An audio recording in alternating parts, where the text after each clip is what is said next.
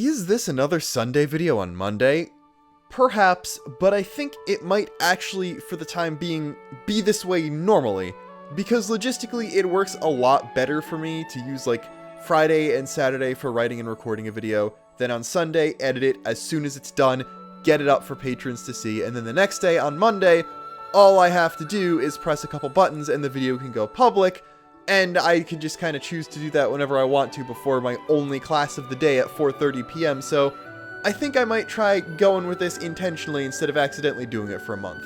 At least for the rest of the semester. See how things go. I'm definitely going to have a different class schedule come 2021. Anyway, let's do an actual video. If this is the first thing for me you've seen, you should subscribe and then continue watching the video because I make good content, despite what that rambly intro might tell you. I put a lot of effort into thinking about the future of Xeno in a way that brings everything together and has some climactic crossover of however many universes Monolith has the rights to. Something where protagonists from across the series band together in some sort of crisis on infinite Earths, or more accurately, crisis in an infinite set of universes where Earth has already been destroyed, to solve some climactic multiverse-threatening issue, but we all know that's not likely to ever happen. The truth is, as of now, every Xeno story is either not owned by the original creators, left on a cliffhanger with the only signs of resolution being the developers saying they'd like to make one, or ended in a reasonably satisfying way. Suffice to say, the next Xeno game we get is probably either going to be Xenoblade X 2, or something completely new, and the other worlds are likely to remain dormant unless such a grand crossover actually happens. I'd like to see one of those, and we'll always be talking about the possibility of it, but this time I'd like to examine the state of the world after the endings of the games in the context of one never happening, and see what I'd think the characters would be up to in the event nothing significant enough to merit another game happened in the immediate future following the ending of each game. This is basically going to be headcanon, but it is headcanon that's been informed by my knowledge of the history of these worlds and the trajectories of the characters, so while it'll probably be different from what you have in mind, it hopefully won't be super awkward or jarring for the most part. This is after the end after all, so obviously spoilers for all Xeno. There will be timestamps in the description if you want to skip over or skip to a specific game in the line. Starting with Xenogears, as always, we're gonna have to rip a band-aid off right away because this one really hurts. We know a sequel was planned, and we know that it was going to be a big deal. Episode 6 is described in Perfect Works as, quote, the terminal point of Xenogears' world, unquote. So could it have even been the end of the universe as a whole? Some sort of reset? Does world just mean the planet and the rest of humanity is going to find out about the planet Gears took place on after 10,000 years of never hearing from the Eldridge? We'll never know, and I'm not even going to guess at what it was supposed to be, so we're just going to pretend nothing like that actually happened. Regardless of that though, a lot of kind of big and cataclysmic stuff has already happened by the end of the game. Most of humanity has been wiped out for one. This happens a lot in this world, but it really seems like the only people left were those who made it to Shavat and are now living in the Snowfield hideout, as well as a few gladiators who stayed in Norturn. Also, gears don't work anymore. Advanced tech does still exist, the Yggdrasil and Shavat computers are still around, and I'm sure they could have salvaged some stuff from Solaris, but with so little population left and the disappearance of the Zohar as a power source, there's not going to be a quick and easy rebound. The first immediate task would probably be to get people stuck in the Snowfield hideout to a more hospitable environment. The Yggdrasil could easily move people around. They could just probably not take everyone in one go just because of the size of the thing. I'm pretty sure Shavat is exponentially larger than that. And I could easily see people trying to set up in what's left of Ave and Kislev, as the heirs to both monarchies are party members. Bart intended to transfer power to the people, but never really had a chance to do that before most of them got turned into mutants, so that would probably happen after the fact. As of now, I would say he's de facto the one in charge of the country.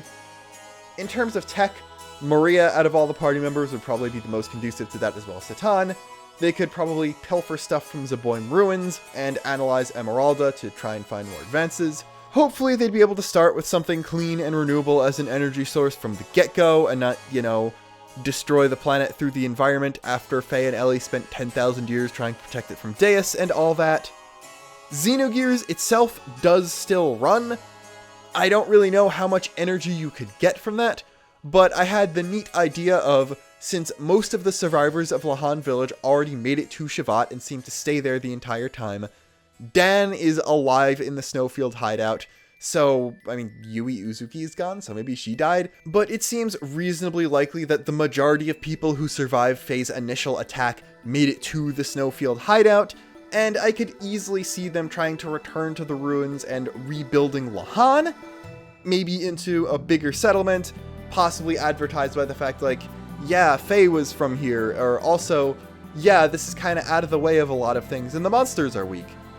Xenogears the mech is still around and is still powered as some sort of last gift from the wave existence to Faye for freeing it, and I could easily imagine it becoming this enduring centerpiece of the village with a bunch of power lines coming out of it, and that being what powers specifically Lahan long into the future after any of the playable characters or people we know about are dead, so that would be really interesting.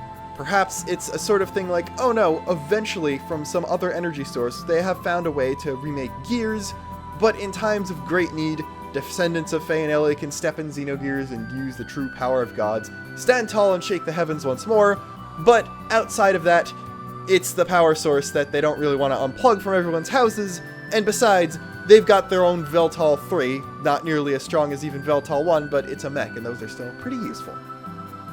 Obviously, Faye and Ellie have to spend the rest of their lives together. Whether or not they have their own biological kids is kind of irrelevant. They already have robot daughter Emeralda, and do you really even need more than that? Presumably this time they live to die of old age and like get to stay united in death rather than incarnating again, because that would kind of be awful if, oh no, you were stuck reincarnating. You weren't just reincarnating until Deus could get destroyed. We can't turn the reincarnation off even after you've succeeded your destiny. You're just kind of screwed now. That would be unfortunate. Hopefully that doesn't happen. Satan would probably try to cure any remaining wells and mutants, and would also obviously help with the tech and alternative power things. Bart, as soon as it was reasonably safe to do so, would probably give up all his governmental responsibilities and just keep following his own path through life. He never really seemed to be the type to do that kind of thing, even though he seemed to be relatively decent at it. It clearly wasn't his preferred method of doing things or his forte. Rico doesn't really have much tying him down to anything anymore, even though he is technically the Kaiser of Kislev. I doubt he would stay in that position for very long if he ever took it up at all. He was never really from Elru, and there aren't really many demi-humans left, so I doubt he'd even try to rebuild that. So he'd either do the drifting thing, possibly alongside Bart, or just find his own place to settle down in his own way or something like that. Billy, he's a bit easier. He still has his whole family, besides his mother, but you know, and they have the orphanage that they could rebuild. Obviously, there are going to be people whose parents died in the war and the children survived and somehow made it to Shavat. That already sort of happened. Dan technically counts as that too, so, you know, there's plenty of people for them to restart the orphanage with, so that would be neat. And the thing is, there aren't enough people left to have full nations that go to war, just because the amount of people who would want to do that after all the fighting that's happened is probably very low, and there are going to be enough people that are like, no, you idiot, don't kill more people after this many people have died, that even when, say, some governmental officials like, hey, am I the highest ranking person in the Kislev military left? We need to finish that war with Ave, we can actually win this now. You know, technically they did make peace at some point during the big crisis in Disc 2 or whatever, but I could see people trying to do that, and I could also easily see people slapping them down. But the point being, militaries are going to be out of a job, but without Gears or Ether, which, let me remind you, is tied to the Zohar in this universe, that's also gone, the monsters just got massively more dangerous. Anyone with fighting experience would be necessary just to keep the remaining settlements alive. Remember, there are dinosaurs in this world, and Ether going away isn't going to affect the fact that the dinosaurs are there. You are just wildly less equipped to take them on. This is a science fantasy world where most of humanity, magic for almost everybody, maybe Faye and Ellie are the only exceptions, but I kind of doubt it, and the best technology all died at once, so it'll be a hard fight to just survive, let alone rebuild, but assuming an episode 6 level threat doesn't actually show up, I do think they're going to be okay in the end. In terms of the canon ending, Xenosaga has a pretty open-ended conclusion, but still does mostly show what everyone's doing, And barring a very big advancement in science or a very major discovery in terms of what some other people are doing, they're probably going to be doing that stuff for the foreseeable future. Xenosaga 3's ending is probably my favorite single piece of story in the entire series, mostly because it is a send-off not just to Xenosaga, but to Xenogears. This is probably what a lot of the developers were thinking was going to be the last Xeno thing they would ever work on, probably up until the point where Nintendo told them to rename Monado Beginning of the World to Xenoblade. So it's got a lot of that intense emotion put into it, and honestly, I would recommend playing Xenosaga last if you're planning on getting into Xeno with the Xenoblade games, and it works as a really good send-off to all of Xeno even now. It is probably the best thing to play last if you're starting the Xeno series now. Maybe the next Xenoblade game is going to be a better thing to play last just in terms of coming after Xenoblade 1, 2, or X, but yeah, Saga 3's ending is great, and we know a lot about what's going on. Jin is dead. Cosmos is broken and dormant in an unknown location, drifting to some planet. A lot of people think it's Lost Jerusalem. I'm inclined to agree. I wish it was the planet of some other Xeno game so she'd show up again canonically, but what are you gonna do? And Chaos seems to have lost his physical form when he gave away his power, although he still seems to be conscious and talking. He just lost his form, not his mind this time, and it seems like he's either just communicating with Cosmos because she fused with Mary, or his mind also lives within her body now, which would be kind of crazy because Telos is also in there, so that's like 4 people. As for normally living people, Shion, Junior, Alan, the Godwin sisters, and the normal 3 crew members are on the Elsa searching for Lost Jerusalem to try and find a way to stop the death of the universe and reunite with Abel, Nephilim, and possibly Chaos. It's kind of weird. The wording at the Chaos stuff is a bit interesting. Meanwhile, on the Damarong, almost everyone else who survived is there. They're trying to rebuild, aid the Elsa gang in finding Lost Jerusalem, and find alternative tech that does not rely on the UMN because, Wilhelm and bad things happen with the UMN. Specifically, we know that Momo is working with Vector and Scientia personnel to try and create a new network to replace the UMN. It's going to be a tall order because the UMN allowed you to basically instantly teleport almost anywhere in the known universe, or at least the mapped civilized universe. You could transfer things, you could communicate instantly across indefinite distances. That's going to be a tall order to do that with normal physics, so yeah. Helmer is being contacted in the ending, so either he made it to the Damarong somehow, or they were still able to speak with Second Melsha despite only having radio communication active, and the Damarong and Elsa being in a different galaxy. The galaxy the Galaxy Federation is based out of is not the Milky Way. The Damarong and Elsa got transported to the Milky Way at the end of the game to make it reasonably feasible that they'd ever find Earth again, so I don't really know what's going on there. A way this could not break physics other than him just being on one of the ships would be this is just a test run of the new network. Like, they're trying to replace something that allowed universal hyperspace travel and matter teleportation, so FTL communication to one location would be a reasonable first step. But again, if they're doing that, that means they're getting this new network formed a lot faster than you would think, because this is happening relatively concurrently with, like, the Elsa just leaving on its journey, so I don't know. Presumably they do succeed in saving the universe. If a Xenosaga 4 ever happens, it would probably include stuff about this. The Zohar is still around, and it doesn't really dictate the levels of technology that are achievable or anyone's powers, so that's not really an issue in the first place. The only real losses in power to the good guys are Cosmos, Chaos, and the ES units.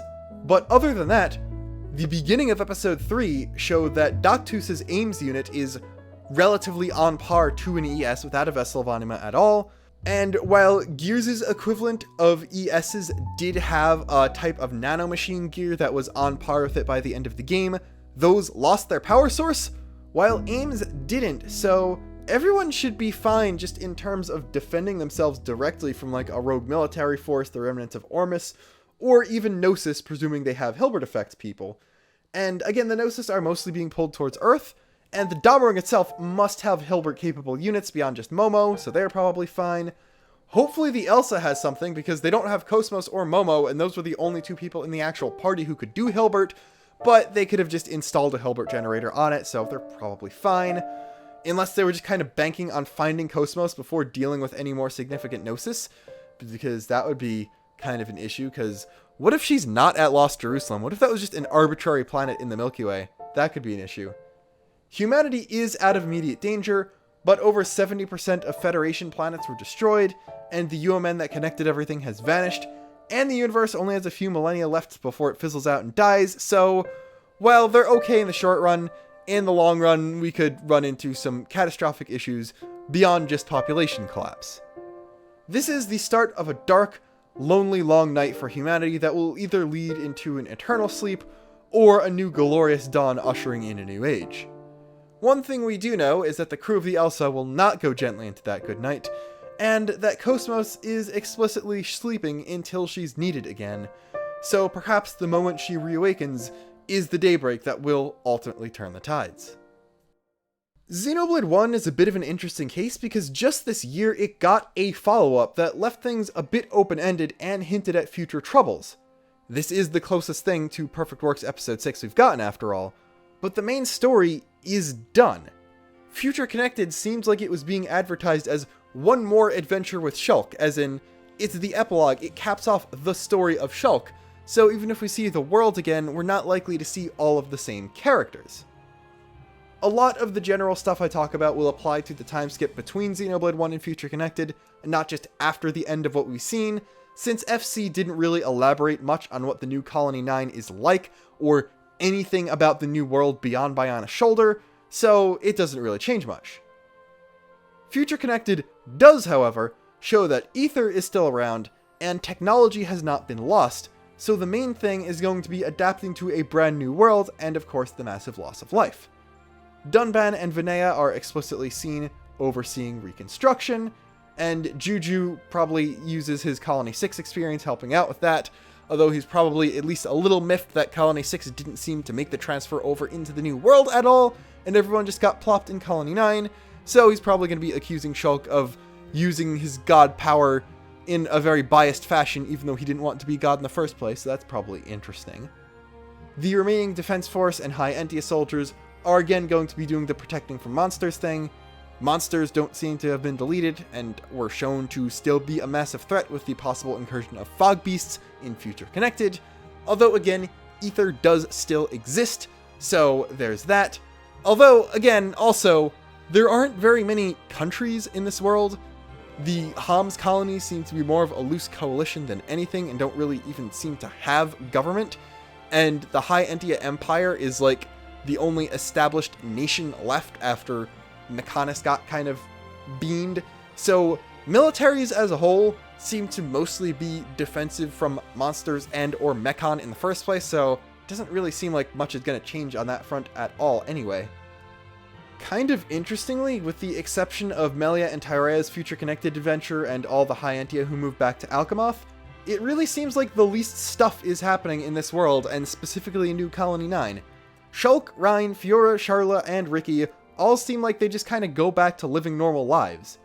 They didn't really seem to want to do too much in the grand scheme of the new world other than maybe exploring it, and Shulk having his classic natural curiosity, Fiora wanting to go to protect him, Rhine wanting to go to also protect him, and Charlotte wanting to go to patch up. Okay, so maybe they'd be doing stuff. Ricky's probably staying home. I also like imagining that Ricky did actually follow up with adopting Shulk like he said he wanted to in that one heart-to-heart, which means that Shulk and then possibly Fiora are living with Ricky and his family, which also brings up the thing that, okay, Ricky is a Nopon with a large family.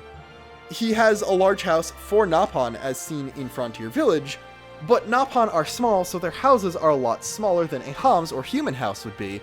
So I'm imagining Ricky's Nopon house, which is for his entire family, including Shulk, and the main part of it is the Nopon wing, the one that's designed Nopon size for Nopon doing Nopon things, and it's massive as far as Nopon houses go, because there are a ton of Nopon living in it. See how many times I could say Nopon. But then there's also the Homs wing, which is for Shulk and Fiora, And while it's like a 2-room apartment with maybe a dining room so they can all eat together without Shulk having to just kind of poke his head through the door of the Nopon wing, but that as a whole is just like several times larger than the entire Nopon part of the house just by virtue of Shulk being like 3 times as tall as Ricky is. So that's just a cute visual. I also really like the idea of, if you want Shulk and Fiora to have kids, then their first child is a daughter that Fiora instinctively wants to name Galea. She doesn't even know where that comes from. She just wants to do that. I like that. It's just kind of neat Easter egg that isn't really going to bother you unless you know all the lore. And if you know all the lore, you're like, wow, that's neat. Or you think it's stupid. I don't know. Shulk is still refining the replica Monado, probably to defend in case another pretender god shows up, or just against monsters in general. Obviously, fog creatures showing up. Okay, we actually have something to fight against. He designed a new version of Monado enchant, aka the Hilbert effect, that works on them. So he's still improving that.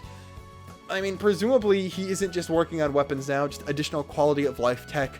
Maybe they'll actually be able to increase the level of technology up to what Agniratha had, or what the Giants had. Were they higher tech than the Hyantia or something? I don't know. Maybe Shulk was even able to recreate some Earth technology just from his vision of the space station. That might be impressive on him. Maybe there's a conflict with Shulk internally of working on weapons of war his entire life and now being in a fully peaceful world and being like, wow, I really did just try to invent new and creative ways of killing things before. Let's do not that in the future. Something like that. I also like the idea of making Faced Mechon into actual mechs that can be piloted by normal unmodified people, and that just being a method of transport and, again, defense against monsters. And also the fact that, yes, it is confirmed vaguely, it's alluded to multiple times in the Monado secret files that Linata is working with Ham's doctors and Sharla in order to try and restore all the remaining Faced Mechon. This is especially hard with the mass-produced faces because barely any of their Ham's parts are still remaining. There's also the high anti-regenerative technology that Fiora used to come back, so they have a lot of resources, although very strangely, in addition to saying, yeah, they're working on this multiple times in the book, there's also one time where it explicitly says that all of the Faced Mechon were restored, so that's a thing that is happening as of probably the ending of the game and Future Connected, but it is a thing that actually successfully completes at some point, which I thought was interesting. That doesn't seem like, of all the things, for them to explicitly say, that's the one thing they choose, which is just interesting, but not really revelatory of a whole lot. And honestly, Xenoblade 1 as a whole is the one with the happiest ending. There's not really too much else to say about this world unless Melia's premonition from Future Connected comes to pass and a new darkness arrives. But, I mean, they don't have gods, but they still have the replica Monado, and they still have a lot of seasoned fighters and adventurers, so unless it is something Zanza level that they can't fight because they don't have Alvis or anything anymore, and even then, Alvis might still be around, so he could choose to pop back up if they're really in trouble. Hopefully they find friends amongst the life of this infinite world, and not enemies, because if they do so, again, I think they're going to be fine. And with Xenoblade X, we go from one of the most conclusive and most generally happy endings in the series to easily the most dickish ending to a game the series has ever done. Not the most dickish ending of a JRPG I've played. I've played Trails, although, at least in that case, you're pretty much guaranteed a follow-up to the cliffhangers. In this case, Monolith, please at least port this to Switch. Anyway, X is also the only game in the series with playable post-game content instead of just endgame content, barring Future Connected, obviously. I.e., there is game content that you can play through that canonically takes place after the end of the story. Even endgame stuff, or stuff that only opens up after beating the final boss in Xenoblades 1 and 2, canonically takes place before the ending of the game, and all the massive stuff that happens as a result of that, while X, the world itself physically doesn't change a whole lot, and not a lot of things really change in the long run, so there are still several quests that canonically take place after the end of the game and only could take place because of plot developments like the ganglion being gone, or the Lifehold core being recovered, or knowledge of Elma's true form being public. So honestly, there isn't really much to talk about because we know a lot of what's going on, because we do get to play through a canonical post-ending state of the game world. The ganglion are gone, It's time to build up NLA and make it an actual permanent bastion for all the free peoples of Mira, except for the Rothians because they like living in the desert apparently. I don't know. And honestly, not much is different than before other than the sense of urgency with the Lifehold and the having to check behind your back every time you go exploring because not only the wildlife is trying to kill you, but also the Ganglion. But the Ganglion are gone now, so we just need to worry about Mira and its Space Australia tendencies of everything trying to murder you. So, yeah. Death is the one thing that's different. In terms of humans, death has a lot more value now, and life has a lot more value. Other races, obviously, they didn't have mimeosomes, they didn't think they'd be able to be revived once the Lifehold core was found, so they're still the same.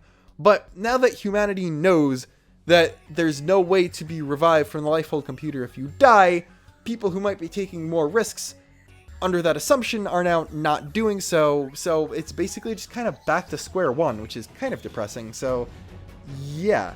As far as people know, as far as we know, with one exception, maybe two, everyone who died is gone for good now, so that's going to take a bit of getting used to. Especially because there were a lot of people on the Lifehold database, far more than were ever awakened into NLA, and, well, they might be permanently gone now too. There are, of course, sequel hooks from the end of the game, like Testament Lao and the Black Knight, whoever that even is. We have a pretty decent idea, but we don't really know about who he was before then either. But, again, I'm not assuming sequels happen. I'm treating it like there aren't any sequels, and it doesn't seem like we're going to get a sequel anytime soon, unless the thing they announce next is a sequel. So, please, give us a sequel, Monolith. Lynn also implies during the ending that they're going to search for Earth itself. She says, maybe we can find our own planet someday. Like, seeking Earth, that is an important thing from Xenogears and Xenosaga, so I could see why they'd include that. But Earth was exploded. You can't really find something that's been atomized and reduced to bits. So maybe she was being metaphorical and only referring to the other arcs that escaped Earth's destruction, since that was also coupled with a statement of her saying she doesn't think all the arcs were destroyed, there has to be at least one more that survived, which we do get a pretty good hint about in a different side quest that I think isn't even a post-game one, so Lynn might just have not gotten the news about that or something, I don't know. But yeah, that's obviously a for later problem, because they have to find a way to escape Mira in the first place, and that's kind of a big deal, because literally time traveling doesn't help. Somehow, not only is space travel banned, but also time travel is banned. So, yeah. Basically find a way off of this whole different planet before you can even think about finding your boring old planet again. Finally, as always, at least for the time being, we end with Xenoblade Chronicles 2. And this one gives just as little of a hint of the state of the world after the end as Xenogears does. Kind of fitting, I guess, but kind of frustrating if you want to actually know what happened to everybody. The conduit is gone, the Cloud Sea is parted, a new landmass has been revealed, and the Titans have fused with it. This is Rex's dream fulfilled, a new Elysium, a place where there's enough resources for everyone, and war is unnecessary. Of course, there being enough resources for everyone, and war being unnecessary, doesn't mean that there aren't going to be people who will try to exploit the resources or start wars over them, so just because good place has been achieved, doesn't mean good civilization is going to be immediately achieved as a result. The country Titans do still physically exist, they're just fused with the land or something, and they would likely still be the most important part of the newly expanding nations. Oriya, Morardain, Gormott, and Tantal are probably all on good terms with each other and won't step on each other's feet in terms of accidentally starting wars, just because the party members have heavy influence on them or know people who do, but there are obviously plenty of other countries that we just don't see during the game because their titans aren't relevant to the story, and nothing's stopping basically everyone besides the leaders of the countries or the ones that know and are friends with the party and would want to do what they say from trying to make a grab for power, possibly even unseating whoever's currently in charge, which would be very unfortunate because basically everyone in a position of authority that we know about at this point is fairly reasonable and wants to actually work together to provide for all the people who have been suffering as a result of basically Amalthus, but also, depending on where you are, some poor planning and execution by previous emperors of Moradane.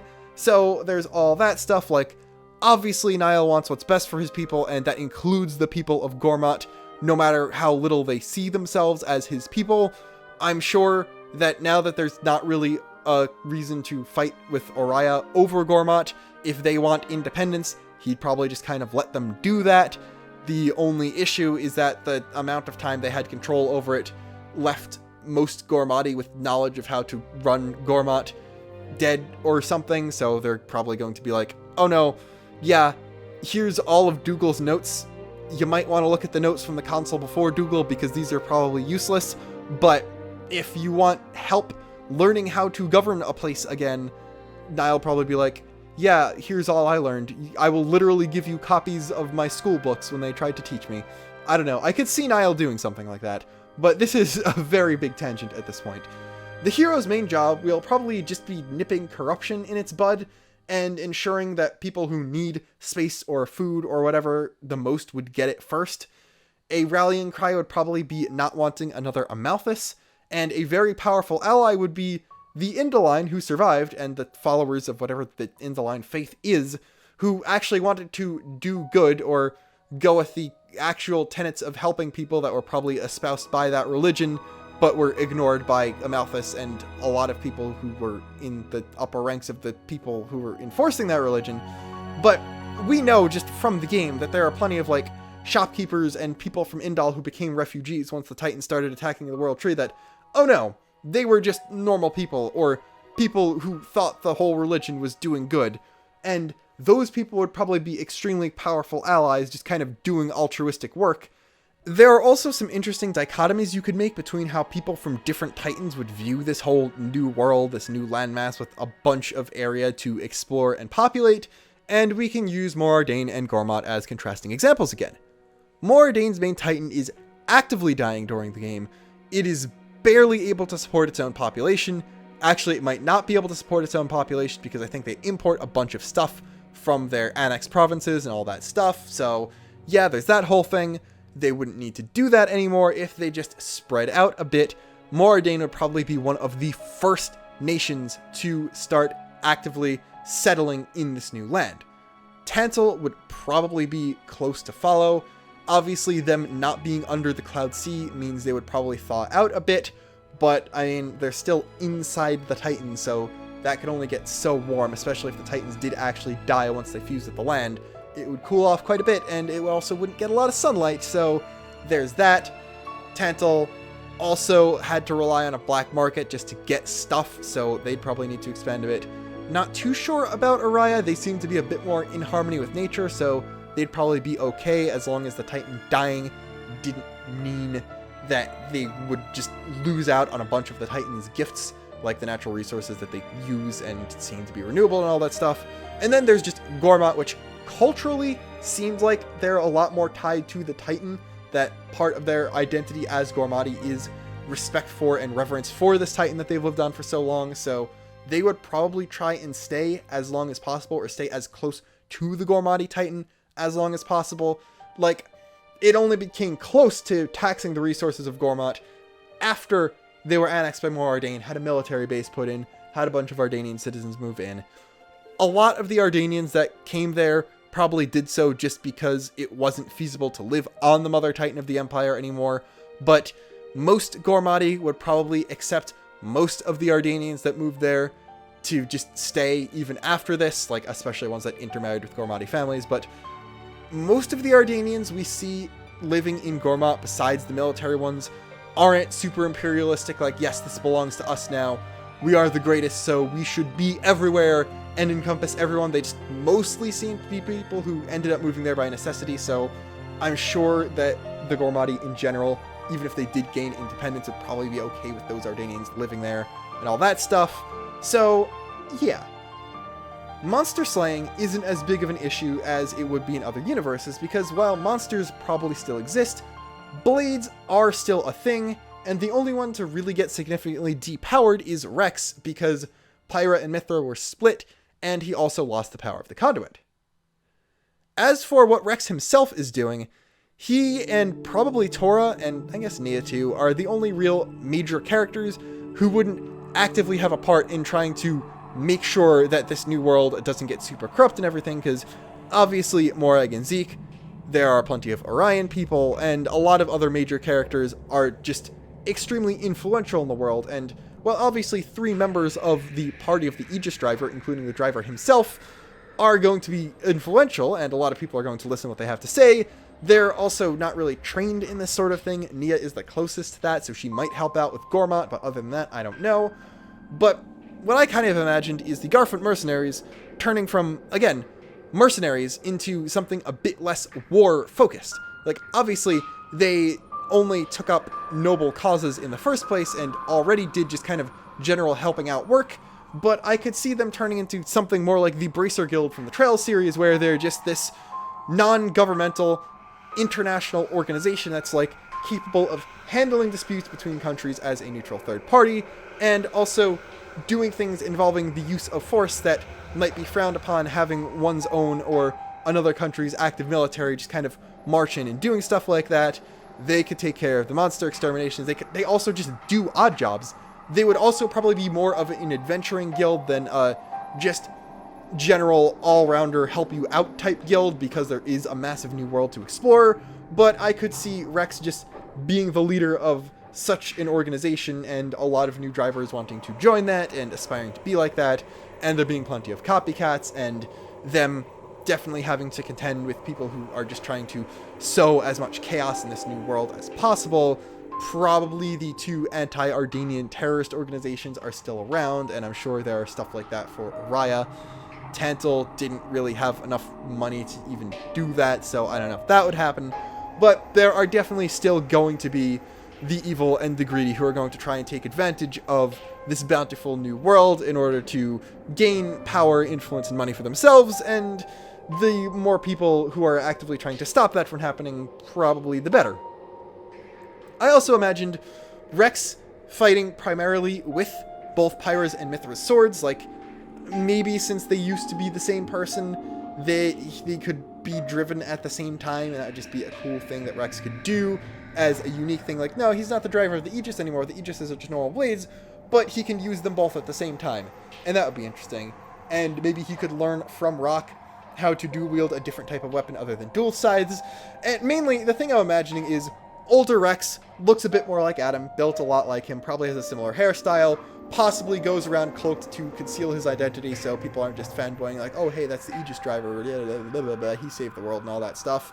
But I am mainly imagining him dual-wielding Pyra and Mithra's swords, probably Mithra in his right hand, because that's the dominant hand, that's the stronger sword, but instead of double spinning edge, he now uses quadruple spinning edge because he hits twice with both swords, and I think that's really funny, and I don't really have anything else to say, so that's how I'm going to end the Xenoblade 2 segment and the video as a whole. So, if you like this video, thank you so much for watching as always.